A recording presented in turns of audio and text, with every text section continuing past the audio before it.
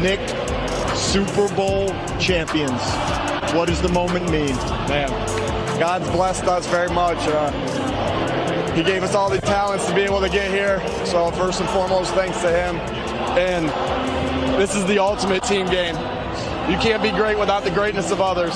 And great performance by everybody. Offense, defense, special teams, Howie getting us the guys, our coaching staff, these great players. We didn't really ever care what anyone thought about how we won or their opinions. All we wanted to do is win. That's why we listened to my prerogative a little bit when we were after some wins, but thank God. Thank you, Jesus. Thank you, Jesus. Thank you, Lord. Welcome to another edition of Heed the Call, the Super Bowl 59 recap. Dan Hanzus here, Marc Sessler live on YouTube. Just about 20 minutes after the Philadelphia Eagles won their second Super Bowl championship in team history, 40-22, spanking the Chiefs, denying Kansas City a shot at history and a third straight Lombardi trophy. Dan Hanzus here, Marc Sessler, Sessdog. Here we are. You know, in past years we've been at the game, and the games that we've been at, always gorgeous, beautiful contest that went down to the very end. Am I connecting dots that we're not there and the game is a Grizzly blowout? I think you are. Yeah, I'm doing it. I'm doing it. But, congratulations to the Eagles. And we're going to get into all of it. And we're going to have our correspondents that are at the stadium right now at the Superdome to give us a bird's eye view on both sides of things. But there you go. Speaking of the birds, they're the champs. Well, it's funny because we spent our Thursday preview show with Conor and Jordan arguing over who would possess Vic Fangio as a friend or a mate. right? What a masterpiece! It's kind of like one of those games. Like, we grew up back in the '80s, where like Super Bowls, like for like 8 years, 9, 10 years in a row, were just wipeouts. And it was like you get to this point, and then there'd just be absolute blowouts as Super Bowls. Like tonight felt like one of those nights, and it was a Vic Fangio special. It was. He figured out Patrick Mahomes and the Chiefs very early, and like I don't know, did this to me felt kind of like and I'm not saying it in a negative way, but like a Week 10 game where like one team just dominated the other. You got to go back and figure it out, but this was the Super Bowl, so you can't. Yes, and the Super Bowl obviously makes it all feel much bigger, but it felt, that by the time you got to the third quarter, and this is a game that's 24-0 at halftime, that we were just counting down the minutes until it became official. And Vic definitely deserves credit, and very smart by our smart analysts, Conor and Jordan, for kind of being in a race to claim him as someone that could make a big difference in this game. But I also don't want to short. I mean, we heard to start the show just now, Nick Sirianni. I obviously am not a huge Sirianni fan. Do I think that Nick Sirianni, by winning this game, should be seen as one of the top 5 head coaches in the NFL? No, of course not. I'm still not there. But you cannot take away that they had 2 weeks, just like, and this goes totally opposite of what I was talking about last Thursday. I was saying, man, you give Andy Reid and Spags 2 weeks, and an Eagles team that accepting that NFC Championship performance, which was lights out all the way around, has seemed vulnerable and teetering at times. And it just felt to me that would favor Kansas City. And I liked the Chiefs in a close game. The fact that the Eagles, yes, Fangio, but also yes, Kellen Moore, and yes, Nick Sirianni, and then, of course, the entire Eagles team putting together, I thought, when you look at, and I did a little digging, Marcus. We've been watching Super Bowls for a while now. And I was thinking to myself, when was the last time we saw a Super Bowl champion absolutely stomp the opponent in the NFC title game or the conference championship game, then go to the Super Bowl and do the same thing? And I was like, oh, what about, the Seahawks, Legion of Boom? No, it was a little bit of a dogfight in the NFC title game, and then they beat up on the Broncos. Every time I came upon a blowout in the Super Bowl, I would go back to the conference championship game, and I would see a closer game. I had to go all the way back to the 2000 Ravens, who beat up on the Raiders, really suffocated the Raiders 16-3, and The Raiders in that game had less than 200 total yards, and then they boat raced the Giants 34-7, and they end up outscoring their two opponents in the last two games 50-10. There was a lot of lipstick thrown on the pig for the Chiefs in this game to make this look closer than the final score, 40-22. But at the end of the day, the Eagles destroy the Commanders and the Chiefs, putting up, 95 points in the final two games? And the same thing that I said, and I and many other people were wrong about the Eagles, because what we didn't see and what I should have seen and a lot of people now see because it seems clear is that they had all the pieces in place to go on a dominant playoff run, and they didn't really ever put it all together until the two biggest games of the season.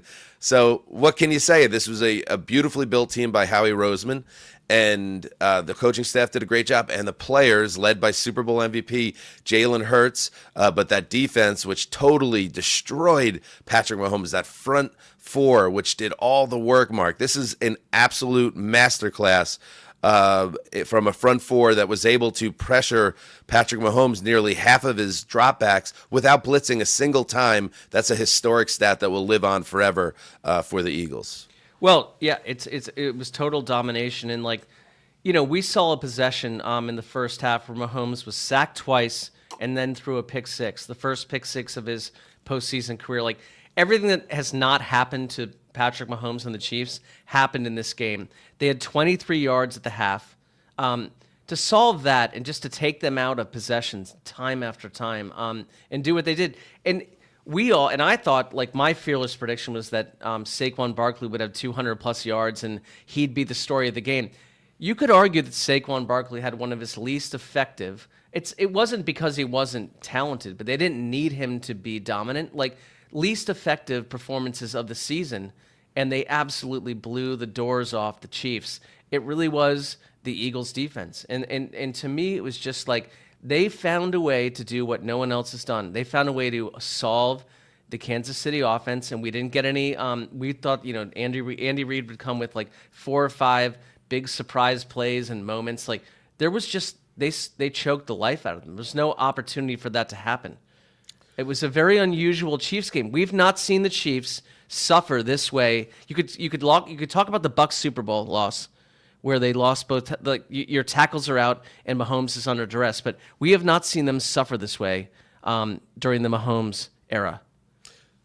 Yeah, listen. Now Mahomes has been in 5 Super Bowls?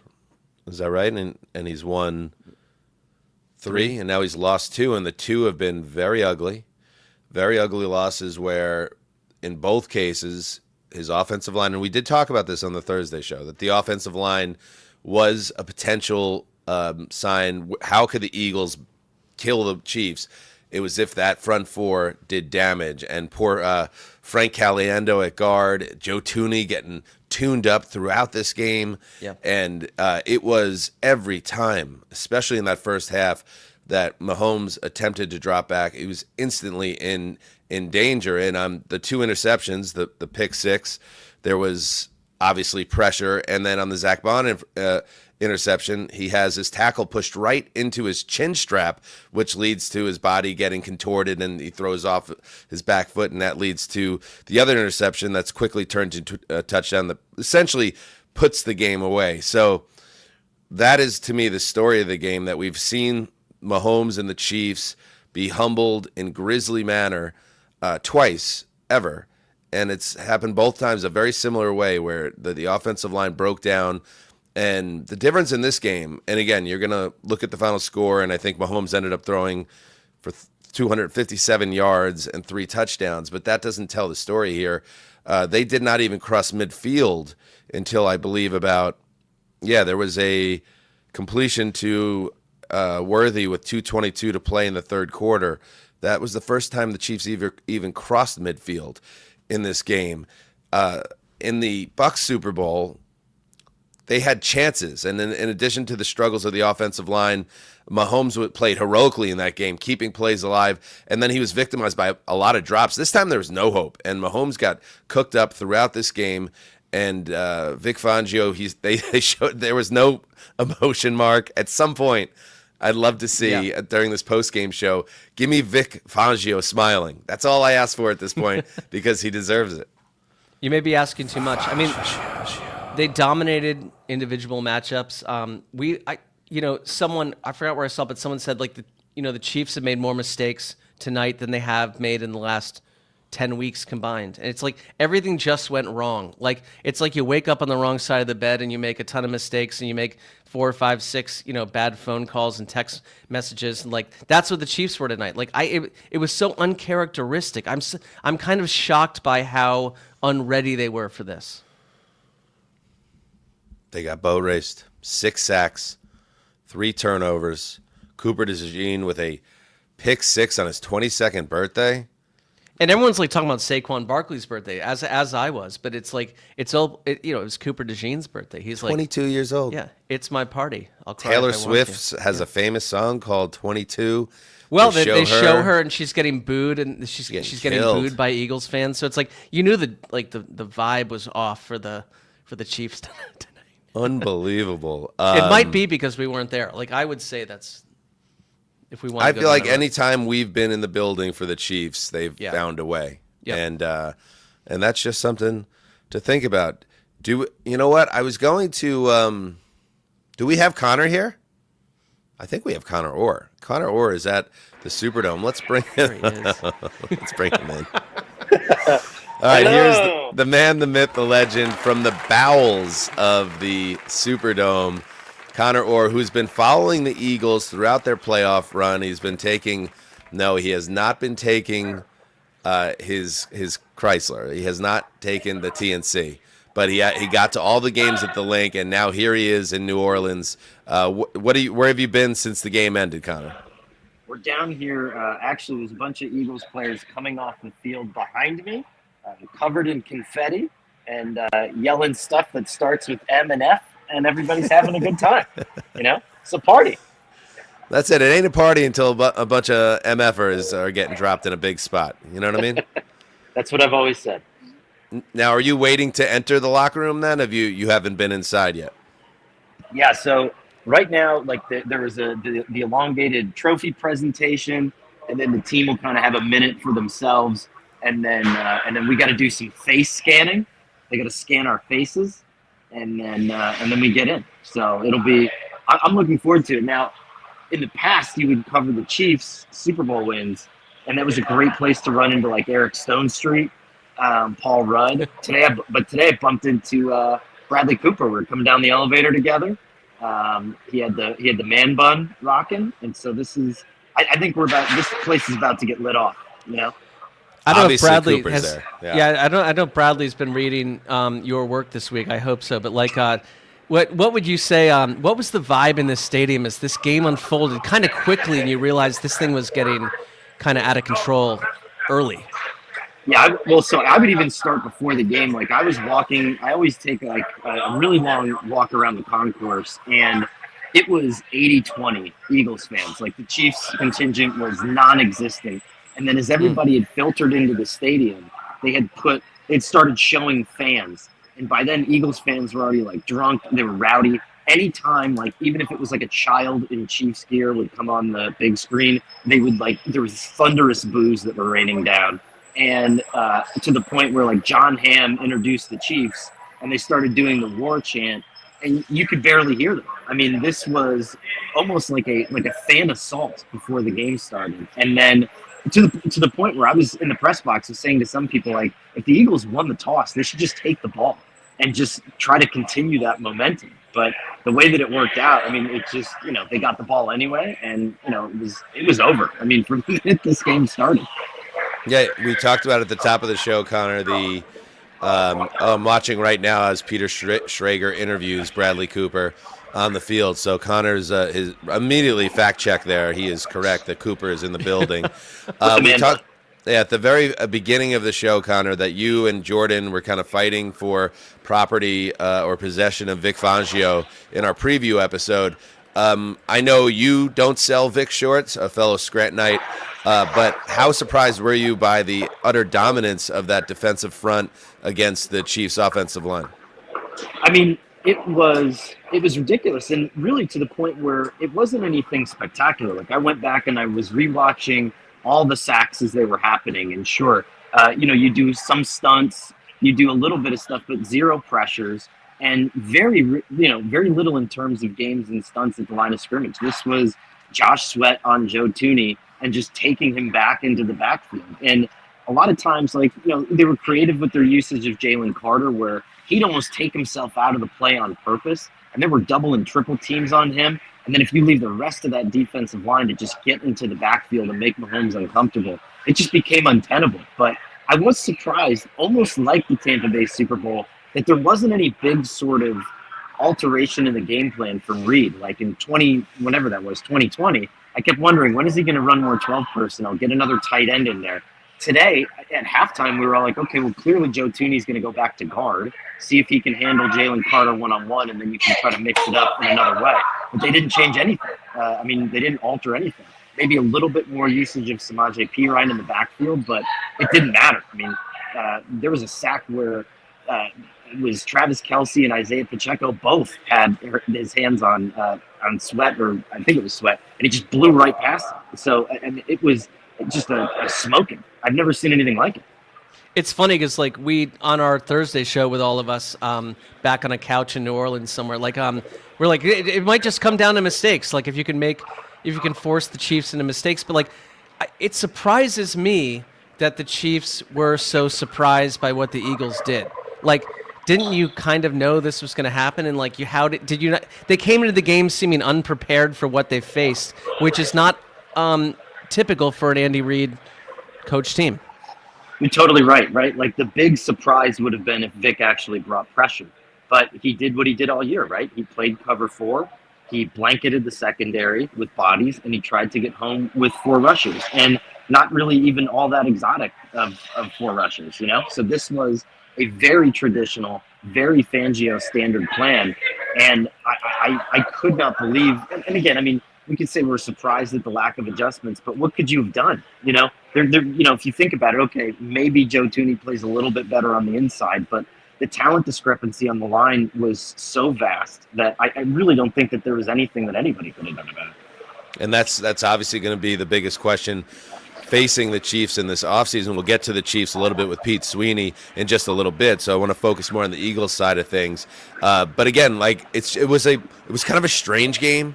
The energy was strange watching it from home. Even as the game ended, we're so used to kind of these Super Bowls now going down to the very end of the game, and there's a climactic ending and the celebration and emotions pouring out. When they're doing the post game, and we're looking for, let's grab a clip, everything was so subdued because the game was obviously in a rocking chair by halftime, and so that was strange. We weren't expecting that. And then you mentioned Barkley. We all talked up Barkley going into this game. Barkley had arguably the greatest season ever by a running back. Barkley, Kenneth Gainwell combined for 31 carries for 67 yards in this game. So go figure that Barkley, who is the engine that made this offense go, would be completely neutralized, and they kicked ass anyway. That just shows you the level of a team that really the Eagles were when they were flying at top flight. And surprising too, in that you can go back to all the last few Super Bowls that I've covered, and there was clearly one team that came in on a heater. And last year it was the Chiefs. Travis Kelce was slam dunking balls over the goalpost in pregame warmups, and you're sitting there thinking, my God, nobody's going to be able to handle this. No team came into this game with any sort of clear emotional advantage. I watched most of the warmups. I took someone's seat at the 50-yard line until they showed up, and I just sat there watching the demeanor of the teams as they walked on the field. Jalen Hurts is always kind of that stoic and quiet type, so you're not going to get a lot of demonstrative behavior from him. But it wasn't until the 3rd or 4th possession when all of a sudden the emotions of this game just got completely out of control. And having the fans behind you at that point certainly helps. But this was unlike any Super Bowl. You're right. The vibes were weird, but they were weird all the way throughout. This was not a game that I thought, okay, the Eagles are going to steamroll them when I saw them come out on the field. Dan, I like that Conor, at our live show down in New Orleans a couple days ago, Conor had the pen in his left ear, And even tonight, I feel like I'm still seeing the pen in the left ear there. Like It's this is Tysian. a true, like a true journo. It's just like he's just gonna go do some more work. It's a True Foods pen. I stole them from the restaurant. It's my favorite. By the way, we got to talk at some point about how much I love New Orleans. But I Okay. think that's But Oh, you've come all the way around. Oh, Well, dude, how about the it's team insane. that won the game too? You've got some work to do there as well. Yeah, so we it's should like- talk about that because Connor, you're a busy man. You're obviously and read Connor's stuff for SI that will come out of tonight's coverage. We both, to varying levels, disregarded the Eagles as Super Bowl worthy, and as I said at the top of the show, NFC title game, ass kicking, Super Bowl, ass kicking. I can't remember too many teams that closed as incredibly hard as these Philadelphia Eagles. So we'll give the floor over to you. Well, hold on. Did Graver play the clip of me saying that they weren't going to win the Super Bowl? Who's calling the Eagles a Super Bowl contender? Oh, you dick. You dick. You dick. Listen, we all end up with our own version of the freezing cold take every once in a while, and there's you. Listen. Here's the thing. That was not this team. Like back then, that was not this team.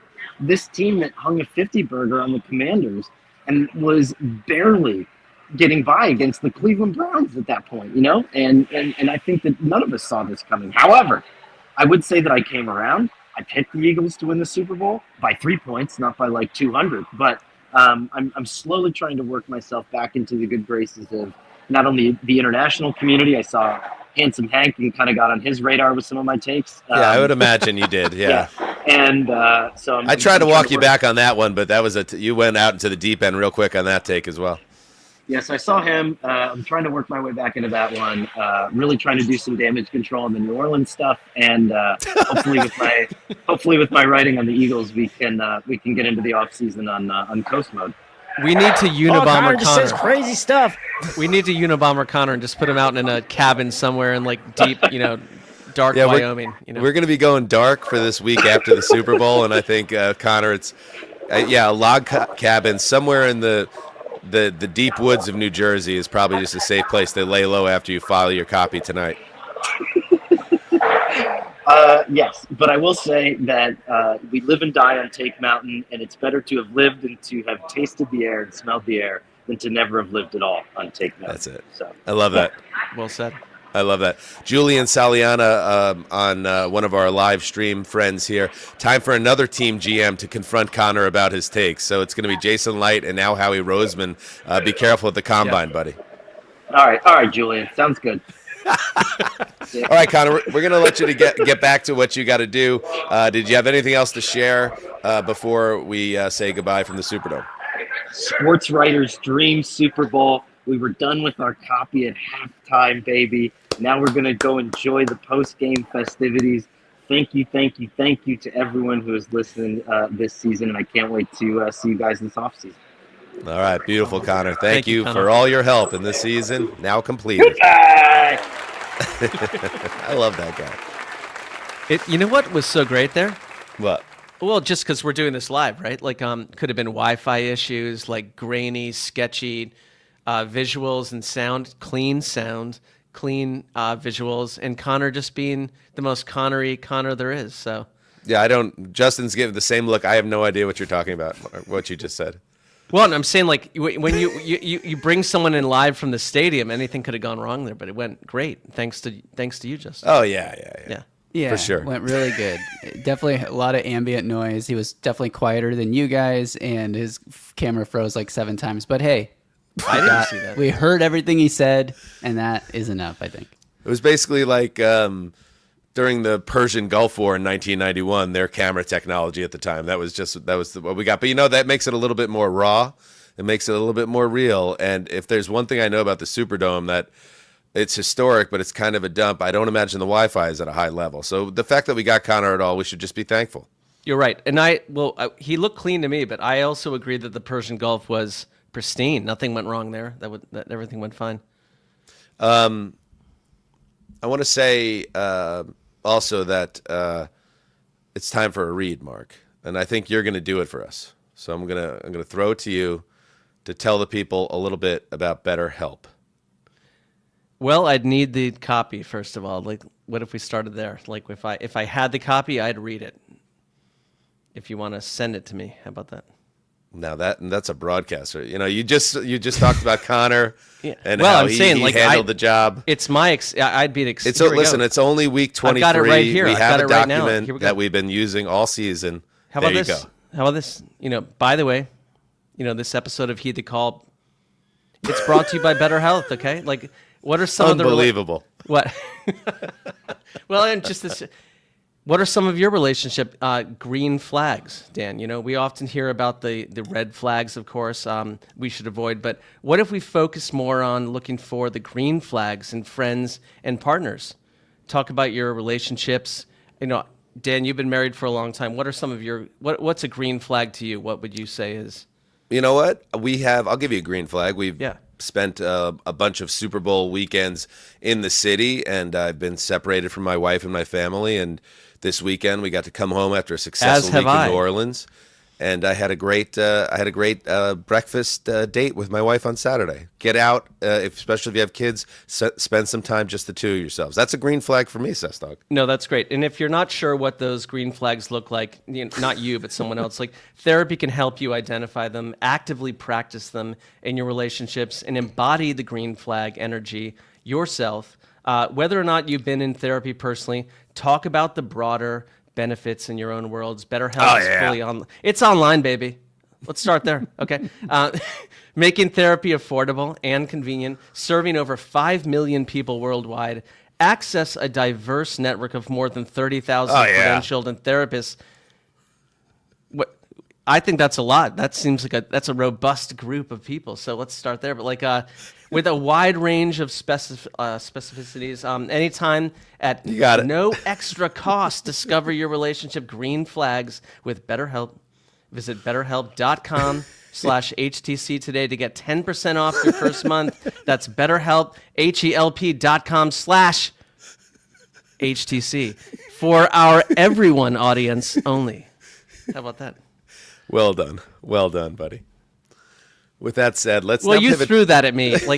This is a live show, and you threw that. That's at me. That's what I like to do. I like to keep you on your toes. Yep. And I know you've done a lot of the BetterHelps this year, and you just need to.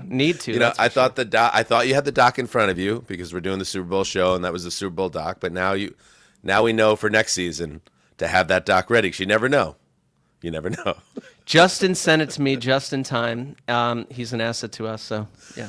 Absolutely. All right. Also an asset to us, and this is a tough one.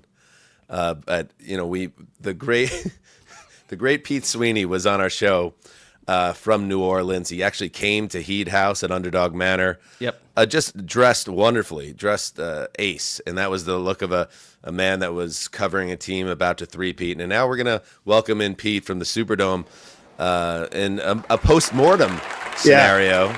Hey guys. Pete, first of all, we just want to thank you, buddy, for joining us, and I love the bookend nature to this. That our first show of the season, Thursday night, way back in September, you're with us, and now you're here, Super Bowl Sunday. However, however, this is probably not what any of us were expecting. We could have expected the Eagles could have won the game, but like this, Pete, how surprised are you as someone that's covered the Kansas City Chiefs as closely as anyone during this dynasty run?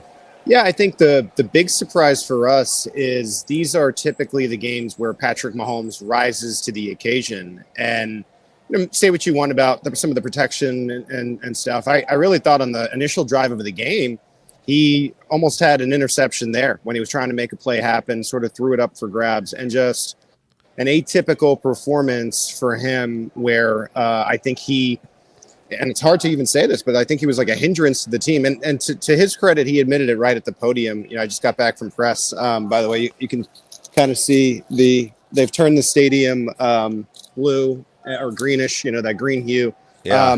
Very disappointing. And he essentially said, like, I can't turn the football over.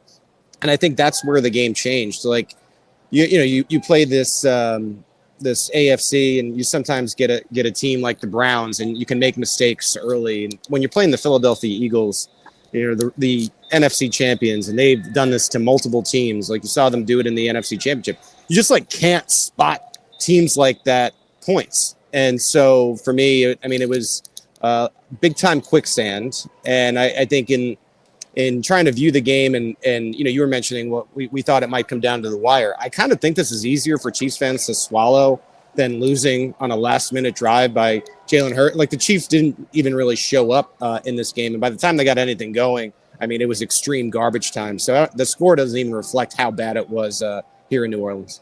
Are you surprised? Just because Chiefs games by nature have been close, and they're like, we trust the coaching staff to adjust to what they saw, for instance, like in the first half. Like it just felt like nothing changed even in the second half. Like it was just like the Eagles were just clearly the better team, but Kansas City found no way to really kind of strategically adjust or come out of the darkness from the first 30 minutes.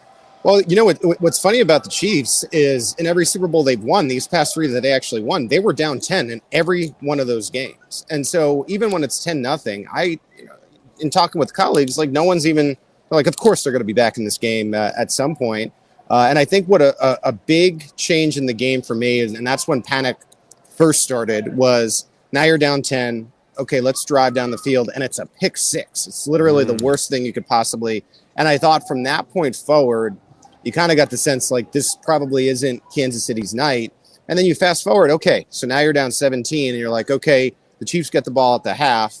They have a chance to score here and do the old 14-point swing, 17-14, bing, bang, boom. Now it's suddenly a game. Another interception that turns into 7 more points. And so the quicksand really, I think it surrounded them and they just couldn't find a way out. And then you get to the second half, and I saw people on X Twitter referencing like, well, you know, the Houston Texans were up 24 and there was that huge run. And so maybe it'll be night and day like we've seen in so many Super Bowls. And I agree with you completely. The initial drives of the second half were exactly what we had seen in the first half. And I got to imagine, like, I think sometimes we forget, well, these guys are humans too. It's got to be incredibly demoralizing to like know all the highlight reels and the tales told about how the Chiefs are never dead and you come back and you ran into more of the same. And I think by the time you had that long drive in the third quarter, I believe it turned into 3 actually, not 7 for the Eagles. I mean, just the nature of the drive, 4 first downs, killing clock when you're down all these points. It just was a slow and painful death. I mean, I felt like the game was over at 17-0, and then you had to kind of just sit here for another 3 quarters as it got worse and worse, and you have Eagles fans shouting with their that song that they sing. Oh man! And then like a classic WWE move where like The Rock would take the Stone Cold Stunner or like vice versa with the Rock Bottom. They start chopping. At a certain point, they were like all chopping, the Eagles fans. So troll chop. It was insult to injury. And look, the Chiefs deserved it. They played poorly. They didn't really show up. And I'll tell you the truth. I had some vibes during the week that you guys were still here. Before and after I went to the Heat House, that the Chiefs, to me, I got a little bit of a sense of, I think they think it's just going to go fine. And I wasn't really at the Eagles availabilities, but a colleague of mine was, and he said the Eagles are more like, we knew we weren't ready last time. We thought we were going to win and didn't. We're going to come and we're going to bring the noise, essentially. And they did just that. Yeah, it really is like, I was befuddled watching the game because you laid it out beautifully there. Like once they go down 10-0, you're like, okay, they'll get it settled down. They always do. And then they're down 17-0, and I had the same exact thought. I said, okay, it looks bad right now, but we've seen this before. Even if they just get 3 at the end of the half, and then they come back and they get 7 out of the tunnel, it's 17-10, and then you never know what could happen. When Mahomes throws that second interception to Bomb, where he gets the tackle gets pushed right up in his grill, that's obviously at that point you're like, this is totally different. And then the defense could not save the offense. Essentially, they immediately then give up the touchdown to make it 24. Go ahead. The left side of the line has been makeshift, and it hasn't been perfect, but it's been good enough to allow the Chiefs to win and really beat a really good Bills team. I mean, it was good enough and held up against the Buffalo Bills. This Eagles front was a different animal entirely. Like you couldn't show up with a makeshift left side. And, honestly, as someone who covers the team, and actually went through this same exact situation, which, worse with Tampa. I think we even overlooked it to a point. The Eagles didn't have to blitz, and they were getting pressures on half of Mahomes' dropbacks. And so I think instantly you knew, they didn't want to put DJ Humphries in there. And so it was going to be what it was, and it just never improved. It never improved for them on this night. And on the Mahomes side of things, yes, this was a bad Mahomes game, and he completes a bunch of passes in the last quarter or so to make it look better. But there was even a play, I want to say it was late in the third quarter, where they were facing a 4th and short, and Brady, who's loving this, by the way, Brady's doing the telecast, and he notes after an incomplete, it gets knocked away from Nuke Hopkins, that actually Mahomes had a little time there, and he rushed it, didn't even get his fingers on the seams of the ball. And I noticed in real time that Noah Gray had kind of flashed open on the play as well, and I'm thinking to myself, are we actually watching a Super Bowl where Patrick Mahomes has been cooked up by a defense and he looks completely mortal? That's what and tell me if you feel similarly or different, but the Bucs Super Bowl, that one went sideways too, but it felt like I was still watching Superman doing everything he could do. I remember one play in particular where he scrambled around fully horizontal through a bullet that gets dropped in the end zone. This game, Mahomes, as you're saying, was part of the problem, and who could have ever predicted that? Yeah, and I think you made a great point about the offensive line, and you saw these defensive ends, and they, to me, they weren't even just blazing by with these speed rushes and bending the edge. It was like, no, we're just going to push Joe Thuney into Patrick Mahomes, and they were doing it. They didn't have to use a blitzer, so even if Mahomes got some light, you could tell that he couldn't find anything downfield because, again, they're only rushing the 4. And it was tough, and it was out of character as well. Missing Hopkins, you were saying, right, I think it was right before half. He would have been down to the 20. It probably looks like a different game. That was a different one. That's when Hopkins seemed to trip up on his feet. The play I'm referring to, the game was already slipping away, but it just was more emblematic of Mahomes having a really strange day compared to the rest of his career. From being a listener, it's fun to be involved with the show now, being a listener for so long. But I know, Dan, you are a Darnold aficionado, Sam, and it reminded me a little bit of that Seeing Ghosts game where you could tell he was getting like that happy feet, and it's just atypical to see him get phased in any capacity, and it just wasn't his night. It's not like the Chiefs win every single week, but sometimes they play really poorly, and you're surprised by it. The big difference here, of course, is there's no tomorrow. Now you got to sit on that for 6 months. Does it change anything about looking forward with the Chiefs? And we'll have you on in the offseason, but how they view themselves, because they got by with so many added parts and they looked kind of like the geniuses, but then everything changed this evening. I did feel a little bit like this year it had some last dance qualities to it, in the sense, of course, Mahomes is going to go on. But you talk about the contracts that are coming up with Trey Smith and Nick Bolton and Justin Reed.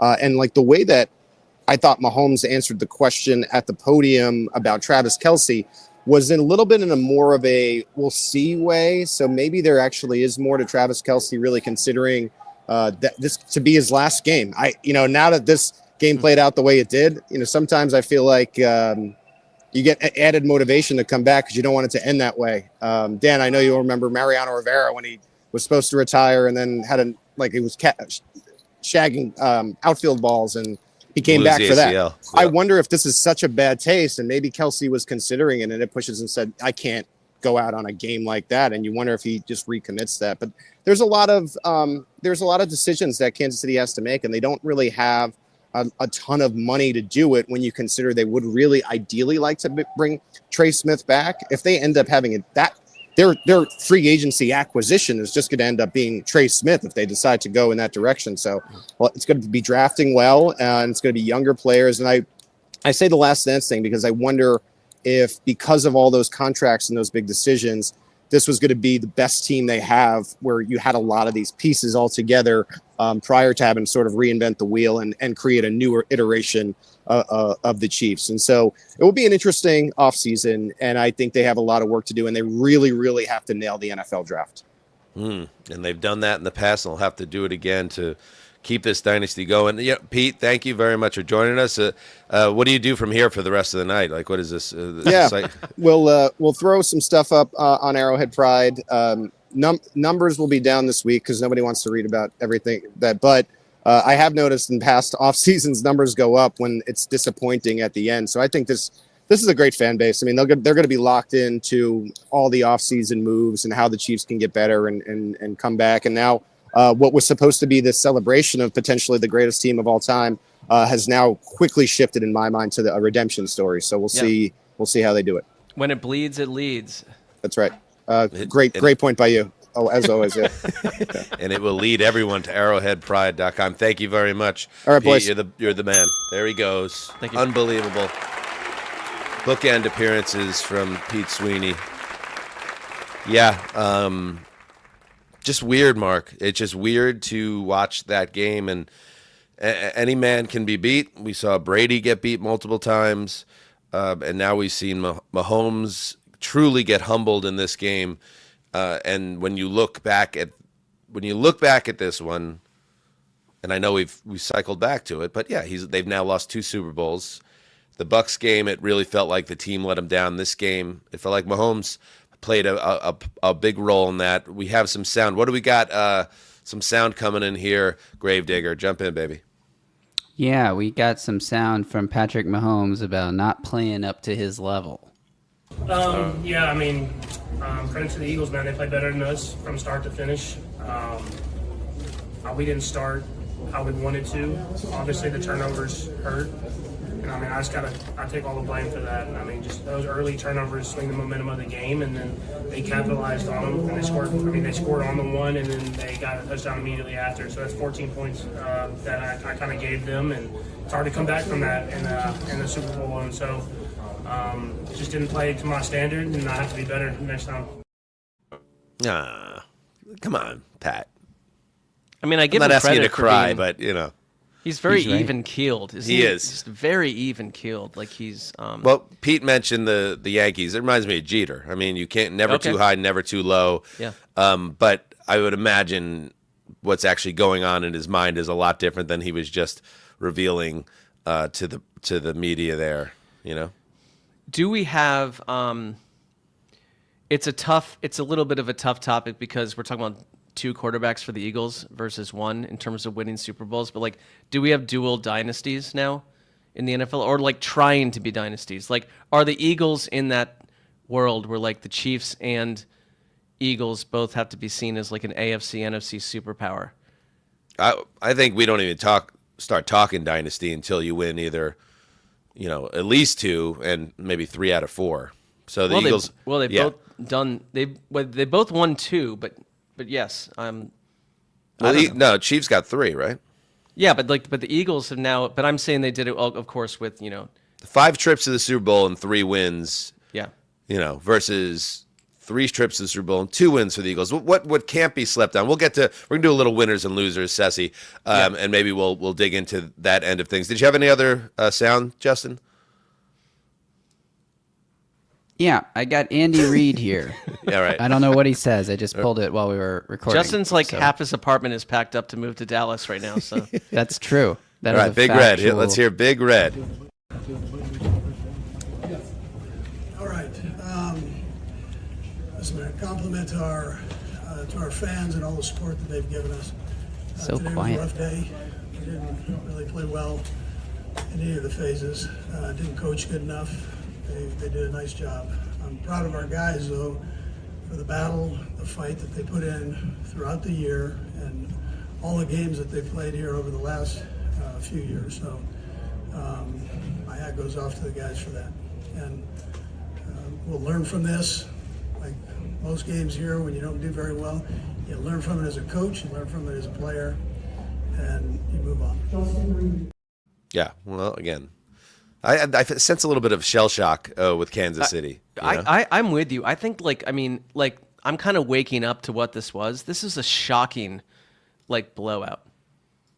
Had it been 25-23, we can all unpack that. But they were just everything that we've been saying about Kansas City for half a decade under Mahomes and Reid was completely undone tonight. It didn't show up tonight, I should say.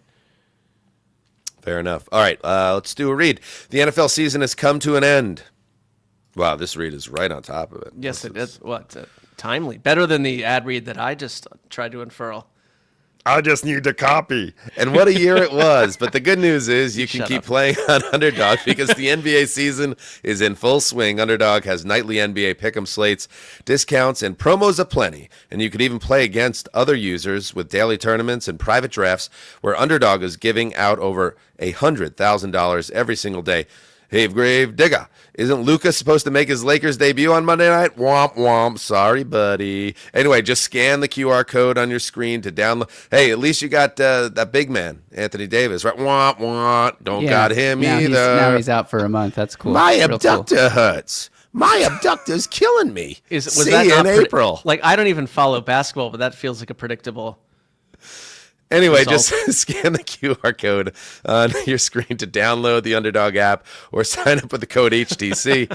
And new users can receive up to $1,000 in bonus cash when they deposit for our U.S. audience only. All right. Deary! Can we... You want to do a little winners and losers? Sure. I got some winners and losers to share, Mark. First winner... Howie Roseman. Wow. Because I'm not going to skimp on flowers for Nick and the rest of the coaching staff and the players, but what Howie Roseman did here is a master class in on-the-fly roster retooling, not rebuilding, retooling, and taking all the good things that came out of that 10-1 start last season before it all crumbled, diagnosing what was wrong and why the team shit its pants down the stretch of that season and embarrassed itself, quite frankly, ending with that playoff loss to Tampa, and then having an offseason where you import Saquon Barkley, which will go down as one of the greatest free agency signings in the history of pro football, Zach Bond, which I think will go down in history as one of the great kind of bargain shopping signings in the history of the free agency era. Yeah. And then you go to the draft and you do the thing. And I remember speaking on it at length, Mark, how it was frustrating to me that Howie Roseman got praised for no matter what he did. But his methods are kind of genius, which is all these guys you hear about throughout the draft process. And I know this isn't his policy, but it kind of is when he actually goes to do it, because this is how he got Jalen Carter too the year before. He goes and gets the guys that everyone thought would go in the top 10 but fall out of the top 10, and then he grabs those guys and you go, holy shit, what a great pickup. And in the case of Jalen Carter, in the case of Cooper DeJean, in the case of Quinion Mitchell, got bang, bang, bang. There's 4 huge additions to the team, 3 on the defensive side of the ball when the defense was what really killed them more than anything down the stretch. And then to top it all off, and I know this is collaborative, so you give Sirianni credit, but you get the offensive and the defensive coordinator out of there. It wasn't working with Sirianni. You bring in Kellen Moore and Vic Fangio. Bang, bang, bang, bang, bang. Hits, bullseyes, everyone. Yep. You're absolutely right. I'd say a loser would be the Patrick Mahomes race to equal Brady's Super Bowl rings, because like we realize you only get so many chances here, and like this was a dud, and how hard it is to get back to this. The idea that I thought even like a week ago, like Patrick Mahomes might in this modern age, the way they're built, find a way to match Tom Brady's Super Bowl ring output and maybe even top it. Like it seems impossible to do. And Andy Reid also with Bill Belichick, and like this is a huge loss here. Like it's to get back to this, because that's why I asked Pete that question. Like this team has some issues, and like to rebuild or reload like will be tough. And like I think it's just so impossible to get back to these situations. So I mean it's possible, but it's hard. And yeah. The only thing I'll say is trying to catch Brady. What did Brady finish with? 7 in 10 appearances? I mean, it already seems impossible, but like he was on pace. Mahomes was more than on pace. Brady went 10 years without one. So that's like what I'm saying. All I'm saying is, Brady went a full decade, but right. because he kept his prime open, his prime year window open longer than any player ever, he's kind of it's impossible to use him as a gauge for anyone, which is really obviously a credit to Brady as the GOAT. But yeah, Brady, I thought Brady had a good week, by the way, if you want to throw him in winners. I thought he was good in this game. I thought his media, he did a couple different appearances, including one on Cowherd, where he was just excellent. And he was breaking down what made him special, what his secret sauce was as a quarterback. And he also was very frank about it, as he was in this telecast, because they had a lot of time to fill in the second half, that the losses stick with you longer than the wins, these Super Bowls, and the losses stay on your resume forever. And nobody knows that better than Tom Brady, because the 18-0 loss to the Giants, the loss to the Eagles, and losing to Eli and Coughlin a second time, those things, a lot, you think about them as much as you think about his glories. And so now Mahomes has this on his resume, and he has 2 spankings in the Super Bowl on his resume. And Brady, it was kind of fun to listen to him, because he, to me, sounded comfortable in the booth, but he also sounded like a guy, hyper competitive bastard this guy is. And there was probably a part of him was like, yeah, dude, I am the motherfucking GOAT. And get back to work, Patrick, because you got a lot to do. Because that's the one thing that Brady never did. He never won 3 in a row. Yep. And Mahomes had a chance to really kind of change the discussion and maybe put Mahomes in the front of the conversation if you wanted to, and you could credibly do it if he had 3 in a row, which no one ever did. That all goes by the board, and you have to go back to the drawing board. I totally agree. I'd say a winner, like the combination of Nick Sirianni and Jalen Hurts, that like just go back to a year ago, right? It's like, do they get along? Like, is the coach a nutbag? Is Jalen Hurts someone that people don't like? Like, the team fell apart? Like, can any of this work? Is this combustible? Are we a year away from all this changing? And here we are now tonight. Like, they changed narratives. Like, those 2 people changed narratives. Because, like, Jalen Hurts, I think people were like hot and cold on. Nick Sirianni, obviously, I think just by the persona. And I get where you're coming from with your take on Nick Sirianni, but like, the Nick Sirianni experience is, it's like, what are we doing here sometimes? But suddenly, and I know they're both their comments were like they're thanking God all the left and right. I know, that's fine. Come on, Nick. You're literally on live television, 100 million people watching you. You've put the crazy Nick Sirianni in the drawer for 3 months now, and this is when he was all right to come out. You had a chance to come out, and nobody could take anything away from you. And we're hearing about God and Jesus and all this stuff, and it's like, all right, man. But you know what? Well, that's why I mentioned Big Dom as my big X factor. I think he kind of got to Nick Sirianni and said, let's slow down some of this. You know who's a loser? Big Dom.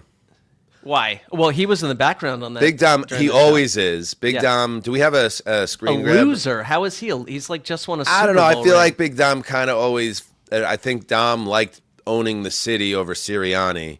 Do you have the shot, Do you Justin? think Big Dom is not going to go do whatever he wants to do in Philadelphia for the next 5 months? Dom was trying so hard to be in the background during the Sirianni interview, and if you notice this, like the real Dom heads out there know that Dom is always looking wherever the camera is. He likes to be in the background and be in that shot. And I think Sirianni now, he's probably going to get the first reservation in the Italian restaurants now over Big Dom. That's all I'm saying. Like, Big Dom, it's a great night for Big Dom overall, but Dom's in the background, and he's staying in the background now. And I don't think that sits well deep down to them. Look, Dom, it's okay to go move out of the shot every once in a while. That's all. That's all. That's it. The hat That's all I'm going to say. Like, that's what he wore for that. Just a broad white hat. And they're trying to interview Nick Sirianni, and Dom's right. like desperately trying to shove a hat to Sirianni. It's like, Dom, just move out of the shot. Give Nick the moment. This is Nick's moment.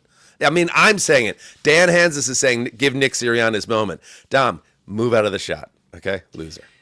He's not a loser, but one of the commenters said that Dan doesn't even agree that Nick Sirianni celebrated correctly, but you're saying big. But it's like look at. Sorry, but like narratives change, correct? Like we can't.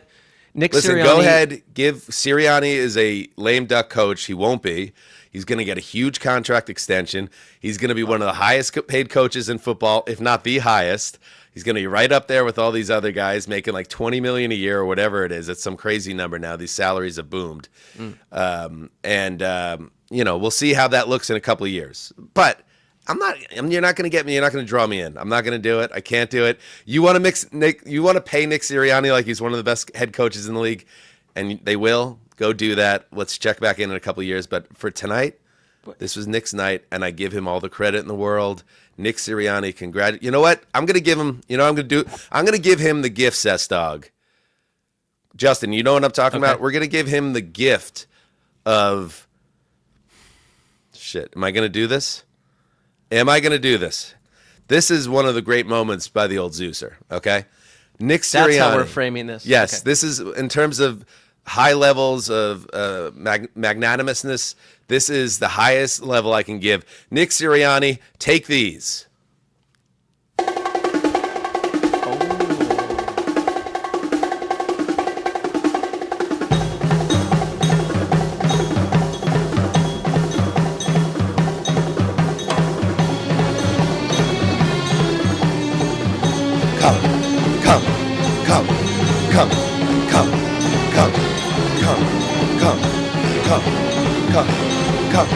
Come, Sirianni, unstoppable.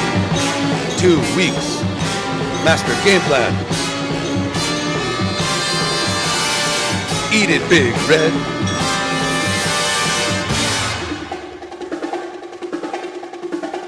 Bongos for Nick Sirianni on Super Bowl Sunday. That is magnanimous. That is, by you, that is a noble choice. You did a nice job there. We've not given that to anyone, and you just gave it to what I wouldn't call winners you. Winners get bongos. Like Losers take a walk. Yep. Well done. And he's a winner. Jalen Hurts is a winner. He's a winner. And so are you, Nick. He wins. One more winner I had here, Samuel L. Jackson, halftime show. I thought the halftime show was fine. I really like Kendrick Lamar. I think he is he was a very good pick. Because whenever you could pick an artist who's like at the top of their game as opposed to a legacy act, that's cool. I like that.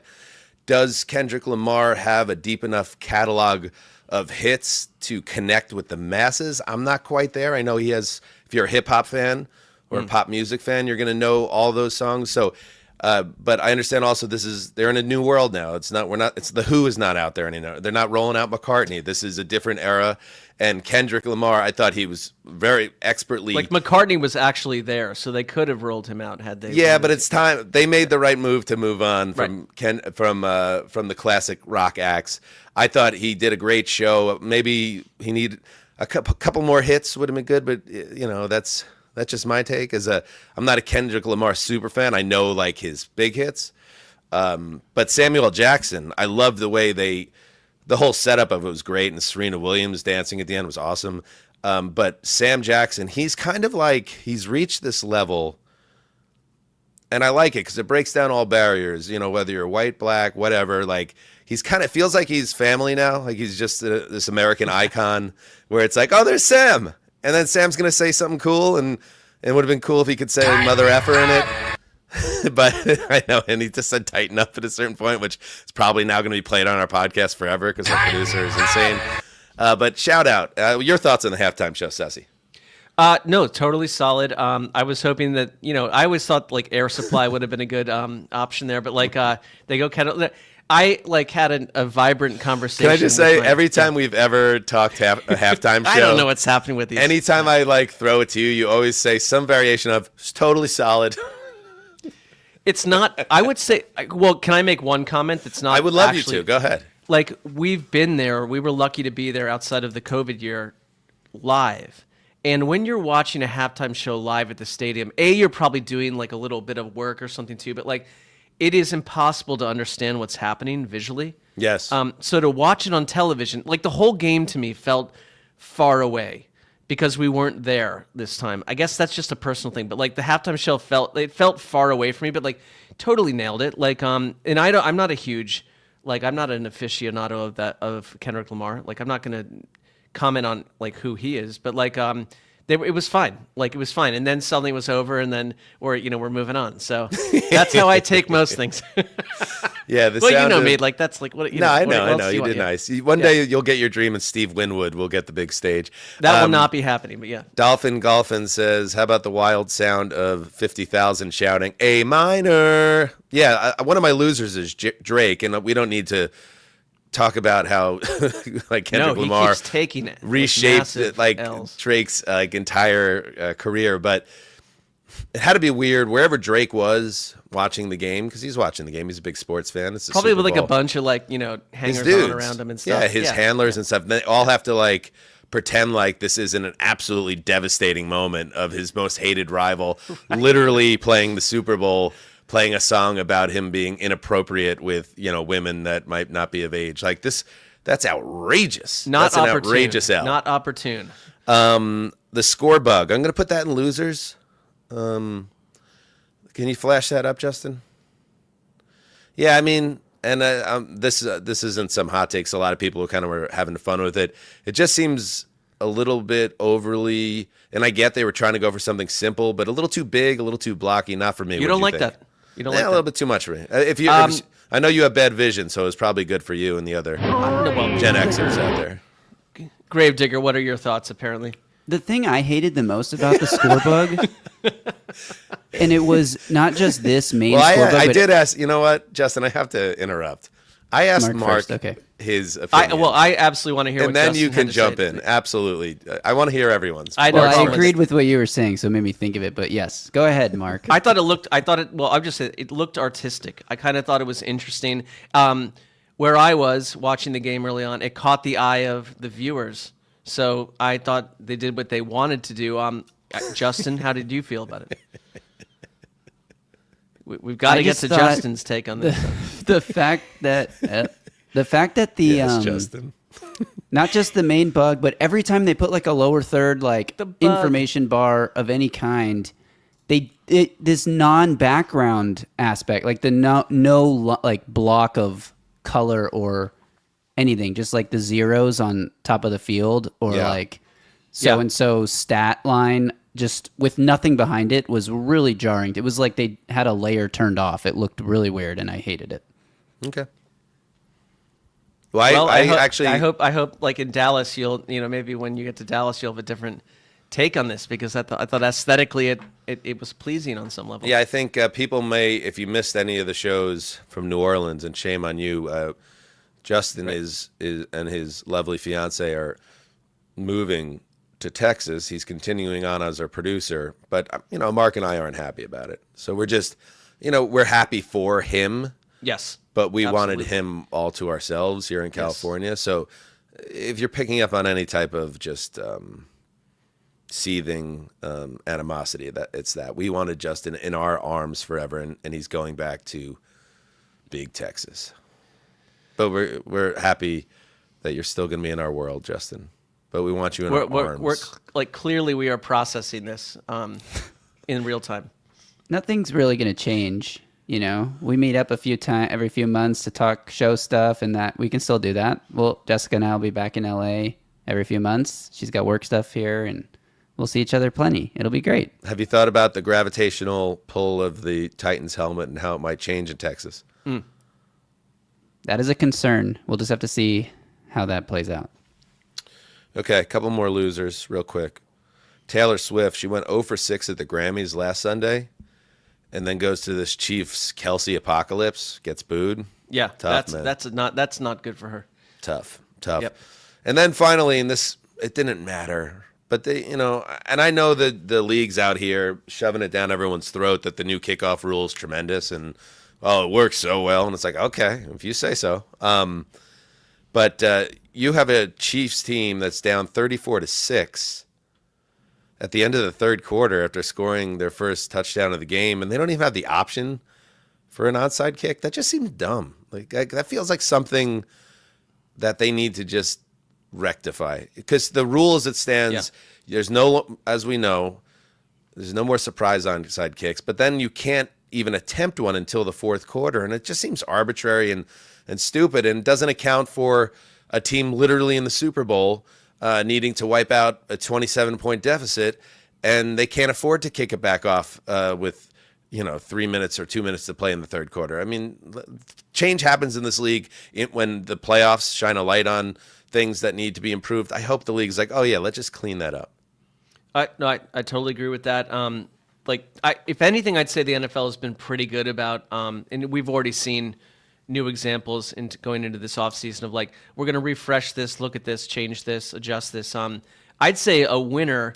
Well, is it a winner or a loser? But like anyone tired of the like refs, like that there's 186 refs who are in some sort of cabal where like they're on a text thread together where they're like all trying to make the Chiefs win games. Like that went to bed a little bit tonight just because they got their butts burned.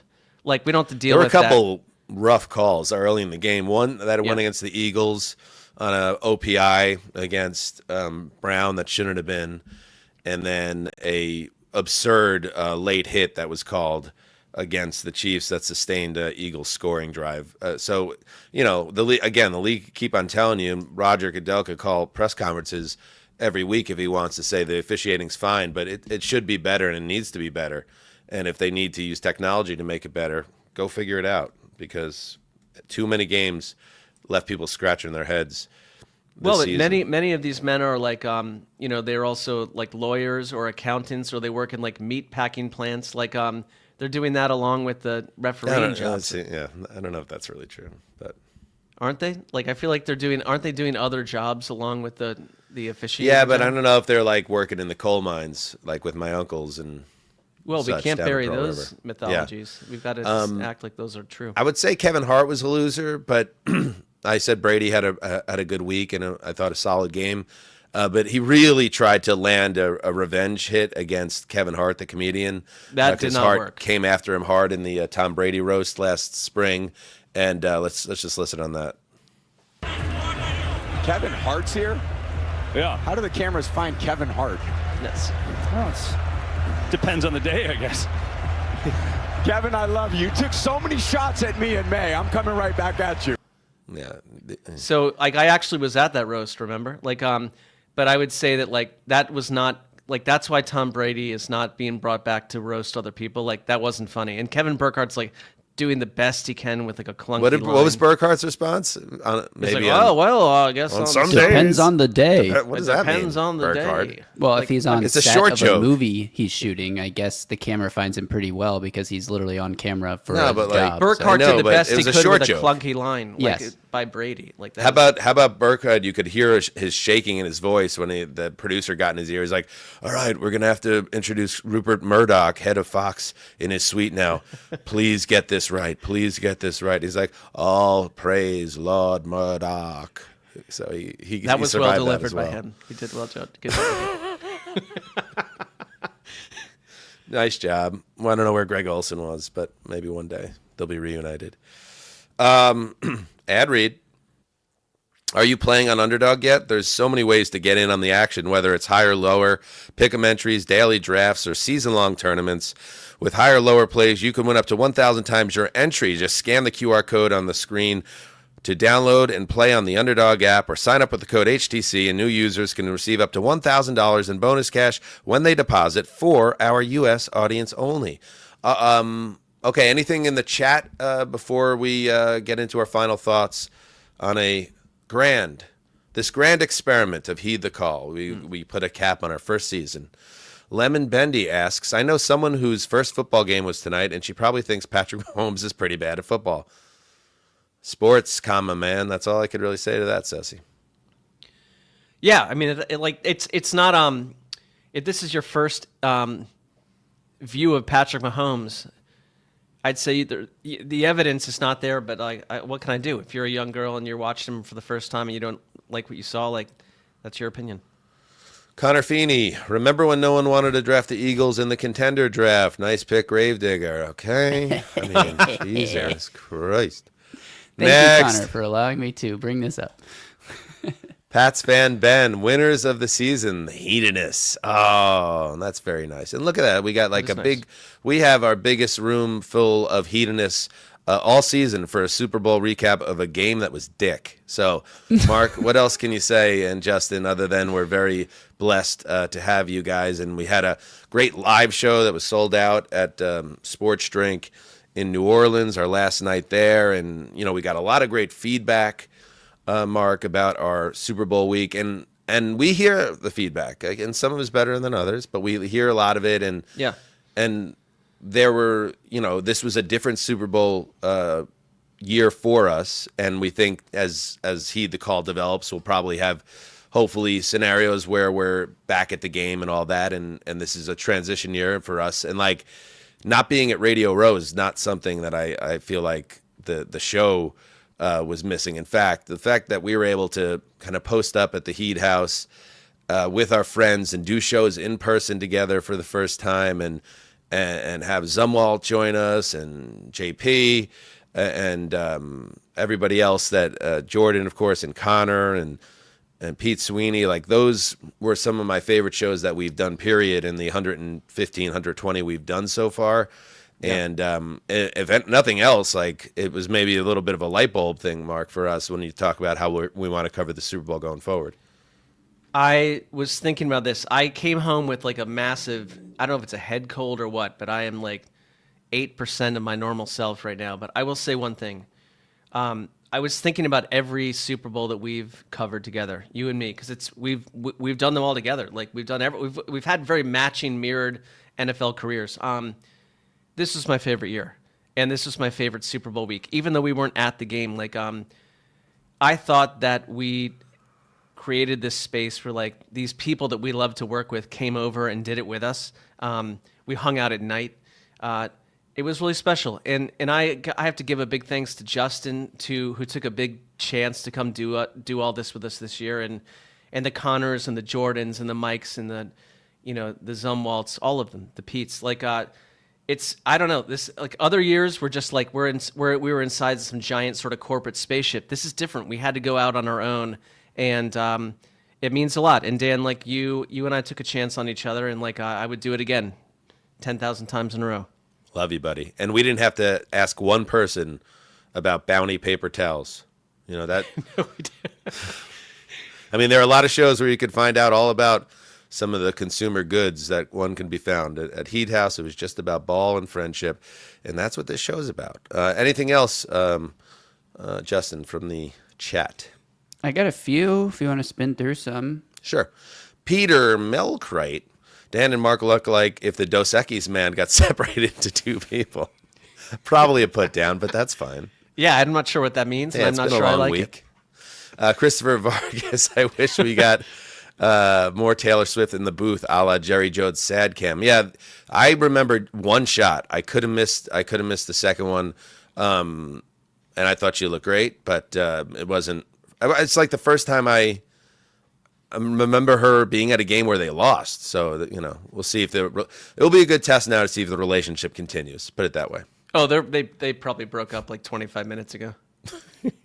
She'll just wait at the finish line she's probably now dating an Eagle. Cooper DeJean, she's dating now. Now that would hurt. Wow. Lemon Bendy, congrats on your first season. You guys do great work. Ding. Did that one just to hit the ding. Couple more. Goldface, Kanye having an ad was very insane after his week. Now, I missed that. I must have stepped out of the room. That was a wild ad. I think, Dan, this would be so up your alley. Go find this and what. Okay. This was a wild piece of work. I don't know. Did you guys see his tweets on No, I'm Friday saying, how do you? Well, listen, like, it's advertising, and it's not exactly the most.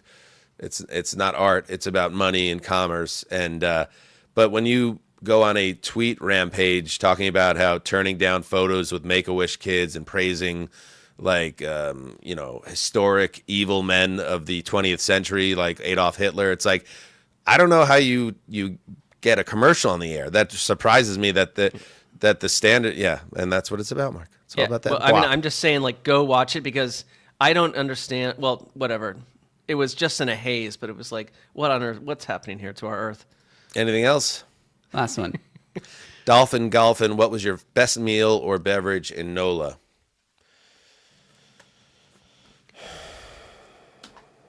Well, I would say, Dan, like the dinner that we all had together was. That was great. I don't really feel like we went out a lot, right? Like, we didn't go out on the town much. No, we had a great time after we did our live show, and I think this says a lot to put a bow on things. Yeah. I had a good red snapper at that restaurant N7 that was delicious.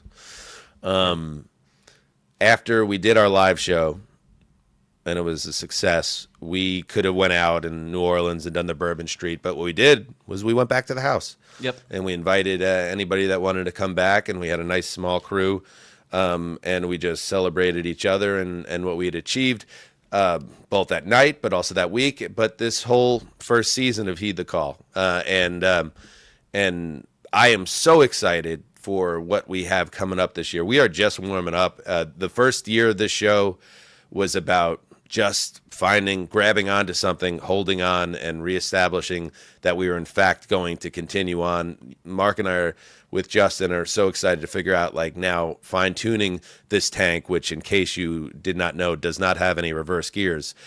So year 2 of Heed's going to be even better than year 1, and we cannot wait. And we could not do it without your guys' support. So thank you to you, the listeners, and you guys. We got this together. Are we skipping other stuff? Should I just move this thing to wrap up, or do you want to hit other stuff? No, we could talk about it. Well, we're going to take the week off, Mark, right? And we're going to regroup. Like, Aaron Rodgers learned that he will be not be a New York Jet, which, although I thought it would have been good for the Jets to have him, I totally understand why they're making this decision to totally reboot. Was there anything else that we were going to touch on quickly? Justin? Deebo Samuel has been granted permission to seek a trade. That sounds like something we could talk about in 2 weeks, Mark. I think so too. Right, so but Justin, as always, your detailed nature is a positive for all of us. So thank you. Thanks. All right. Happy to be detailed. Look at us. Look at us. That's it. Thank you to everybody in the chat. I know you people over there in London and surrounding territories, all over the world, Australia, Ireland, Scotland, Germany, you name it. Mexico, Canada. Name more, Mark. Listeners. Finland. Finland. For our listeners in Finland, I am very focused on you. Laser. The Hague, the Netherlands, and of course the United States of America, the Gulf of America, Brazil. Anywhere you are. Brazil, we love you. Thank you for following us on this first step of the journey. And remember, hedonists, heed the call.